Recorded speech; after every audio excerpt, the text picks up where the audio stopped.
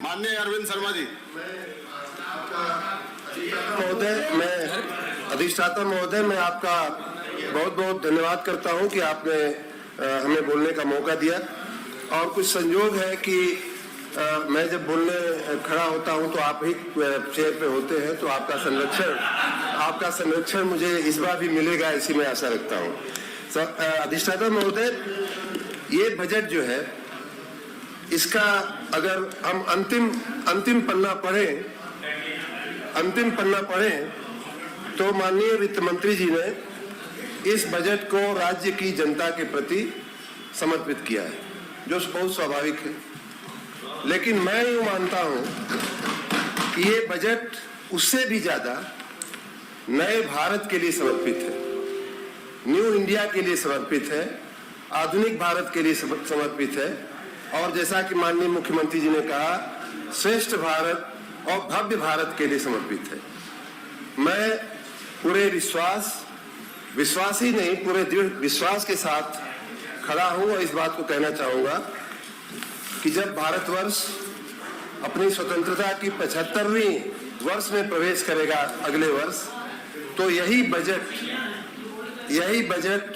Budget हमें उत्तर प्रदेश को और पूरे देश को स्वतंत्रता के 75वें वर्ष में एक भव्य भारत की झांकी, एक भव्य भारत की दिशा दिखाएगा।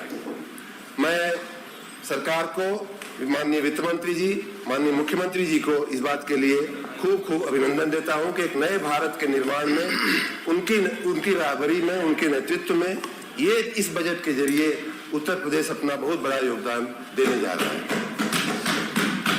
अधिष्ठाता महोदय, 2 दिन से हम लोग बजट पे चर्चाएं सुन रहे हैं। मैं एक सामान्य व्यक्ति की तरह जब अपने इस पूरी बात को मूल्यांकन करता हूं, 1947 से लेकर 1988-89 तक ज्यादातर कांग्रेस की सरकार रही। इस राज्य की बात कर रहा हूं, पूरे देश में तो रही ही है, 60-70 वर्ष इन्होंने शासन किया है। उन दिनों में मुझे याद है 87-88 में हम लोग पढ़ाई के अपने आखिरी दौर में थे। 88 में मेरा IAS में सिलेक्शन हो गया।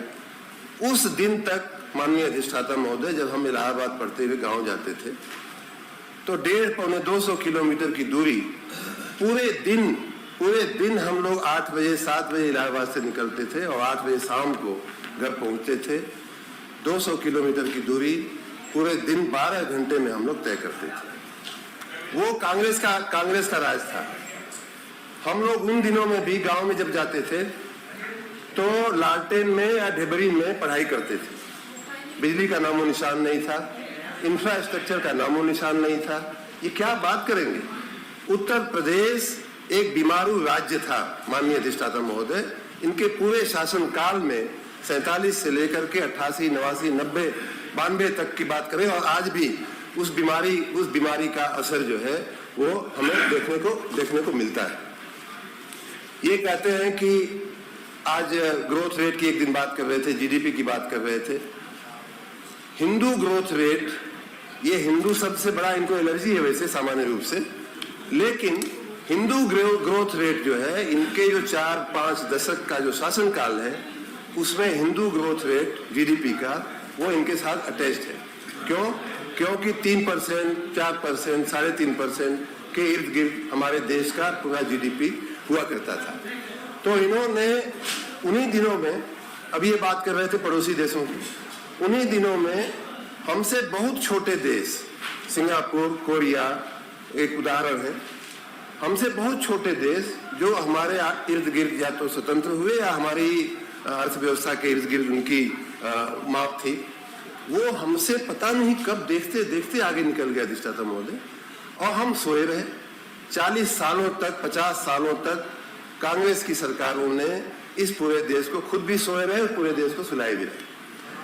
तो इस देश की दुर्दशा के पीछे, इस प्रदेश की दुर्दशा के पीछे वो जो पहले जो हमने 50 साल जो गंवाए हैं, उनका बहुत बड़ा रोल है, बहुत बड़ा कारण है हमारी दुर्दशा के पीछे। उसके बाद क्या हुआ? 88-89 का वर्ष हमारे खुद के जीवन में भी बड़ा महत्वपूर्ण वर्ष है अधिष्ठाता महोदय।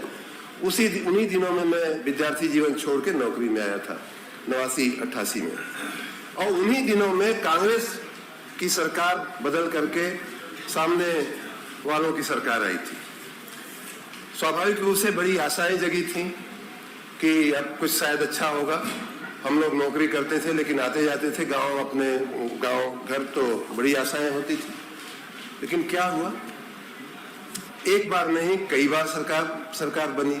जनता ने बड़ा मौका दिया, इनको भी मौका दिया, उनको भी मौका दिया। सुनिए, बात पूरी सुन लीजिए। लेकिन हुआ क्या, व्यस्त साहब अगर मेरे उसमें थोड़ा अगर जरूरी होगा तो करेक्शन कर दीजिएगा। एक शेर मुझे याद आता है, आए थे मेरी कब्र पे पढ़ने को फातिहा, आए थे मेरी कब्र पे, फातिहा होता है जो मरने वाले के उसमें श्रद्धा में, आए थे मेरी कब्र पे पढ़ने को फातिहा, ईंटें उठा के ले गए मेरी मजार से। तो आप दोनों लोग जिन वादों के साथ सरकार में आए, 25-28 साल तक जनता ने आपके ऊपर विश्वास किया, उसका क्या नतीजा क्या निकला। एक और बड़ा मनोरंजक मैं दृश्य देख रहा हूं, मैं तो नया हूं तो थोड़ा वॉच करने का मुझे आदत भी है, मौका भी मिल रहा है। कई बार ये कहते हैं कि हमने तो ये किया, हमने वो किया, तो इधर से पूछा जाता है भाई कब किया, कहाँ किया, तो फिर ये आपस में एक दूसरे का मुंह देखते हैं, यार क्या जवाब दिया जाए, कहाँ किया। और अगर कोई बाई चांस बोल दिया उसमें से कि यहाँ किया, तो ये कहते हैं वो तो हमारे समय का है। छोटा मोटा जो कुछ हुआ भी, उसमें भी अभी निर्णय नहीं हो पा रहा है कि इन्होंने किया कि नहीं किया तो इन्होंने किया कि आपने किया। तो ये जो प्रदेश है, ये प्रदेश जो है और हम उसके नागरिक, आपकी दोहरी मार कांग्रेस के बाद जो पड़ी है, इस प्रदेश की कमर टूट गई है। और बड़ी मुश्किल से भारतीय जनता पार्टी की सरकार आई है। भारतीय जनता पार्टी की सरकार कमर कस के उन परिस्थितियों में से राज्य को निकालने का प्रयास कर रही है, और उसके कुछ उदाहरण मैं इस बजट में भी हम देख रहे हैं। माननीय अधिष्ठाता महोदय, हमारे मऊ जिले में स्पिनिंग मिल थी। हम लोग जब पढ़ते थे इंटरमीडिएट तक, मऊ में ही पढ़ा हूँ, और कई बार वहाँ आना जाना होता था, कई लोग परिचित थे, रिश्तेदार थे, तो उनके यहाँ आना जाना होता था। बड़ी वाइब्रेंट स्पिनिंग की हमारी मऊ में बहुत बड़ी ताकत थी, बहुत बड़ी मिल थी। पिछले 25 सालों में क्या हुआ, उसका बंद पड़ गई। और मऊ तो एक उदाहरण मैं दे रहा हूँ, बजट में जो लिखा है कि राज्य की सभी स्पिनिंग मिल्स को पुनरुद्धार करने के लिए, जीर्णोद्धार करने के लिए 100 करोड़ रुपए इसमें प्राविधान किए जाते हैं। तो ये राज्य का कितना बड़ा भला और कितना बड़ा मौका जो है, ये हमारे राज्य ने गंवाया हुआ था।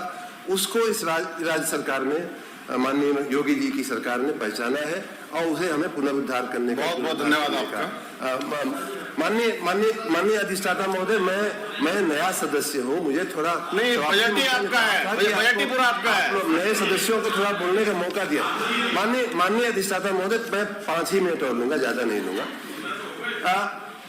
तो ये एक उदाहरण मैं दे रहा हूँ कि कैसे पुरानी जो चीजें मृतप्राय हो गई थी इतने दिनों के इनके शासन में, उनको कैसे भारतीय जनता पार्टी उनका जीर्णोद्धार, उनको पुनरुद्धार करने का प्रयास कर रही है।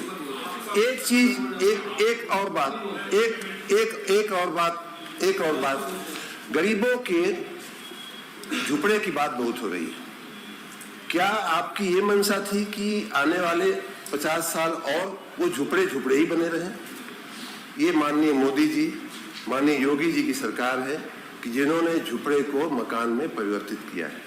उनको मकान बनाने की जगह दिया है, मकान दिया है, मकान के साथ जो और जरूरी चीजें होती हैं, बिजली हो, पानी हो, गैस हो, कनेक्शन हो, एक सामान्य आदमी को, माननीय मुख्यमंत्री जी मुसहरों की बात कर रहे थे, कितनी गरीब जात होती है, उनको भी मकान का सपना अब साकार हो रहा है।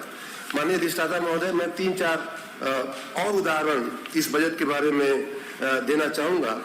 ये बजट एक तरफ जमीन पे बात कर रहा है और दूसरी तरफ आसमान पे बात कर रहा है।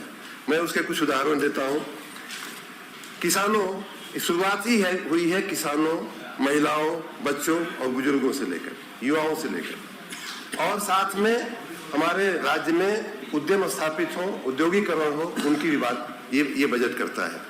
एग्रो क्लाइमेटिक जोन जो इस राज्य की और इस देश की बहुत बड़ी शक्ति है, जहाँ तक कृषि उत्पादन की बात है, हमारी बहुत बड़ी शक्ति है कि हमारे पास विभिन्न जलवायुएं हैं, विभिन्न फसलें हो सकती हैं, उनकी बात करता है।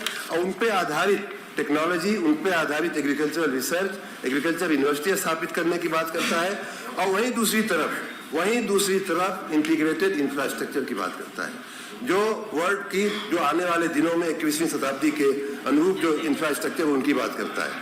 एक तरफ कृषि में वैल्यू एडिशन की बात होती है इस बजट में, तो वहीं दूसरी तरफ जो हमारी मॉडर्न से मॉडर्न इंडस्ट्री है, एक तरफ कृषि एग्रो प्रोसेसिंग की बात, वैल्यू एडिशन इन एग्रीकल्चर की बात हो रही है, तो दूसरी तरफ defence, pharma, logistics, bio energy जैसे मॉडर्न जैसे फ्यूचरिस्टिक उद्योगों की भी बात होती है। हम तीर्थ स्थानों के विकास की बात कर रहे हैं, नैमिषारण्य की बात हो, विंध्याचल की बात हो, अयोध्या की बात हो, और ऐसे हमारे जो पौराणिक और जो पर्यटन स्थल है, तीर्थ स्थान है, उनके विकास की बात ये बजट कर रहा है। वहीं दूसरी तरफ इंडस्ट्रियल पार्क बनाने की बात हो रही है। हमारा जो है वो इलेक्ट्रॉनिक मैन्युफैक्चरिंग पॉलिसी के तहत इलेक्ट्रॉनिक पार्क बनाने की बात हो रही है, IT पार्क बनाने की बात हो रही है। पूर्वांचल मथुरा भी स्वाभाविक रूप से मथुरा वृंदावन भी होगा। एक तरफ पिछड़े क्षेत्रों जो बुंदेलखंड और मेरा खुद का पूर्वांचल है, उनके विकास की बात 300 करोड़ रुपया पूर्वांचल के लिए प्रावधान किया गया है, 210 करोड़ रुपया बुंदेलखंड के लिए प्रावधान किया गया है। तो एक तरफ पिछड़े क्षेत्रों की बात हो रही है और दूसरी तरफ क्या बात हो रही है, make in UP, make in India की तर्ज पे मेक इन यूपी की बात हो रही है कि अब यूपी का प्रोडक्ट जो है, यूपी का जो प्रोडक्ट है वो देश के ही नहीं पूरी दुनिया की मार्केट में कैसे पहुंचे। माननीय अधिष्ठाता महोदय, अंतिम बात क्या करके मैं अपनी बात खत्म करूंगा। यहाँ ब्यूरोक्रेसी, मैं खुद एक ब्यूरोक्रेट रहा हूँ, इसलिए बात में बड़ी गंभीरता और बड़ी संजीदगी इसके साथ बहुत सोच विचार की मैं बात कर रहा हूँ। ब्यूरोक्रेसी के बारे में खूब बातें हो रही हैं और स्वाभाविक रूप से कमियां होंगी, रही हैं, पहले से रही हैं, आज भी होंगी और शायद आने वाले दिनों में हमें उसके लिए प्रयास भी करना। लेकिन हुआ क्या है ब्यूरोक्रेसी के साथ, जो मैं एक नागरिक के रूप में इस राज्य की ब्यूरोक्रेसी के बारे में सोच पाता हूँ, वो ये है, जिस दिन ट्रांसफर को इंडस्ट्री बनाया गया उस दिन से ब्यूरोक्रेसी की आत्मा खत्म हो गई इस राज्य में। और हम जब बाहर के राज्यों में नौकरी करते थे, उन दिनों में भी ये बात सुनते थे कि ट्रांसफर के लिए पैसा, सीनियर अधिकारियों के ट्रांसफर के लिए पैसा। जब भी इंडस्ट्री बनेगी और बनी है, जहां बनी है वहां ब्यूरोक्रेसी की दुर्दशा हुई है और ये भूतकाल में हमारा इतिहास है। दूसरी बात ये भी मैं उतनी गंभीरता से कहना चाह रहा हूं कि शिक्षा, बड़ी बातें हुई शिक्षा की। आज अधिष्ठाता महोदय, आज स्थिति ये है कि नकल कराने वाले हमारे राज्य में नहीं मिलते हैं, नकल की पर्ची लिखने वाले भी नहीं मिलते हैं। अगर टीचर बोलता है कि बेटा लिख लो, नकल हम बोल रहे हैं, प्रश्न का जवाब नहीं लिख पाते हैं, ये सत्य है। और हुआ कब, सामने की जब सरकारें थी उस समय जो नकल की जो कल्चर खड़ी हुई, हमारे प्रदेश का जो मानव धन था, जो सबसे तेजस्वी माना जाता था पूरे देश में, उसका मैं स्वयं उसका उदाहरण हूँ कि गांव से पढ़ करके हम लोग IAS हो गए।